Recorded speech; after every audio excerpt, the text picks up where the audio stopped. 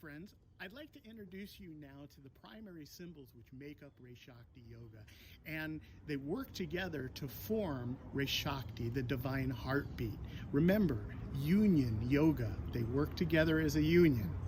The first symbol I wanted to introduce you to is the Tibetan Ah symbol.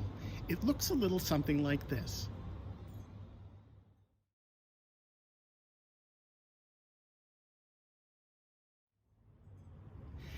Now, the Ah symbol represents the divine source. It's the birthplace of the divine energy. It's the manifestation of all universal energy, and it's a sound that represents the birth and death threshold. That's the Tibetan Ah symbol, and it sounds a little something like this when we use it on our own as a mantra. Ah. And many people do use this particular mantra on its own. Much like the Ah symbol, I want to introduce you to the Tibetan Om symbol. They look very similar. The Om symbol is a sound that you may be familiar with. Om. The symbol looks a little something like this.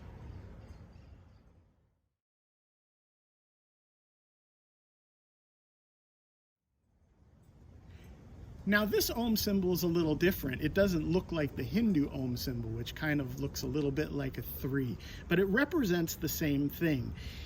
This symbol embodies and encompasses the entire essence of the universe. It's the root of the universe and everything in it. Om harmoniously binds the entire universe and all universal energy together. That's Om. And finally, the third symbol, which makes up Reishakti, is taken from Reiki. It's called Choku-rei. It looks a little something like this.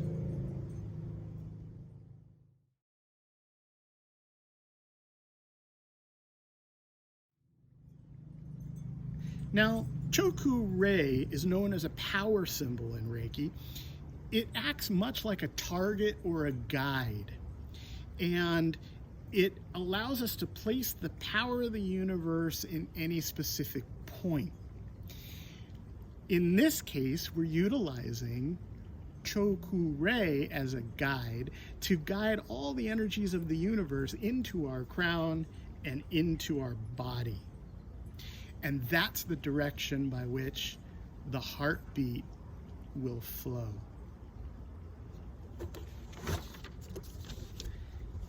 And finally, all of these symbols working together make up what we call Reishakti, the divine heartbeat. It looks a little something like this.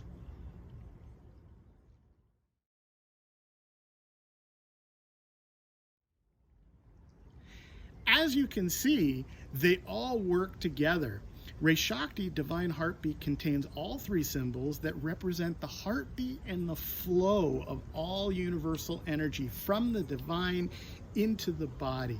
It helps assist that flow and pump it into the crown and through all of our chakras in order to be distributed. It allows new energy to come into the body and displace all negative energy, and it activates all our chakras. It allows us to take in this universal energy for healing purposes as it's distributed throughout the body and through our fingers, tips, and helps us bond with all the energies of the universe and connect, much like an antenna. It allows for positive flow and positive vibrational flow. That's Reishakti, the union of all 3 symbols. Hi, today I'm sitting a little further back. I'm sitting further back because I want to introduce you to the invocation of Reishakti, and I want you to see it a little bit clearer. Invocation of Reishakti is the very beginning of the Reishakti yoga technique, and what invocation means is to call upon or bring upon. It's to call upon the Reishakti symbol to allow energy of the universe, to allow it to act as a conductor for the energy of the universe, like an antenna. And it's the divine heartbeat. So it's allowing that divine heartbeat to be called upon and to bring in that energy so it can actually pump it in to your crown chakra right here, the fontanelle. So it's the technique is done, actually, you'll notice that the symbol itself has 3 symbols. The invocation, or the calling of the symbol, actually has to be done 3 times. So if you have 3 symbols 3 times, you have the number 333. Now 333 is actually a very important spiritual number. It represents the saints. It's a very strong number. It represents Yogananda. It represents all of the gurus. It represents the saints of spirituality and opens up spirituality. So there's a very important aspect of performing this invocation 333 to call upon that spiritual peace. Now that you understand a little background of Reishakti and the divine heartbeat, you're going to call upon it.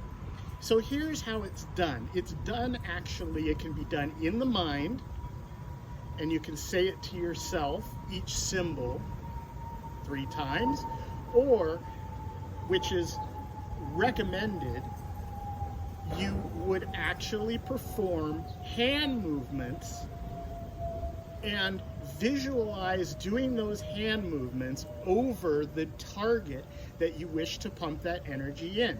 Visualizing it over your head and over your crown chakra, or visualizing it over someone else's crown chakra to pump energy into them. So here's how it's done. It's actually a series of 10 hand movements. And when you do the 10 hand movements, I would really, really suggest that you have some flow to it. Kind of like Tai Chi, or even hula for that matter. A nice, smooth movement. So here's how it would be done. Let me demonstrate it for you. I'm going to shut my eyes, and I'm going to envision that symbol, and I'm going to draw it over the target. Movement 1, 2, 3, 4, 5, 6, 7, 8, 9, 10. Nice, smooth hand movements. I'll do that one more time for you so that you see it. Again, kind of like Tai Chi, envisioning. Look for that. 1, 2, 3, 4, 5, 6, 7, 8, 9, 10. That is the invocation of Reishakti. That's 2 times I've done it. You'll want to do it 3 times, remember?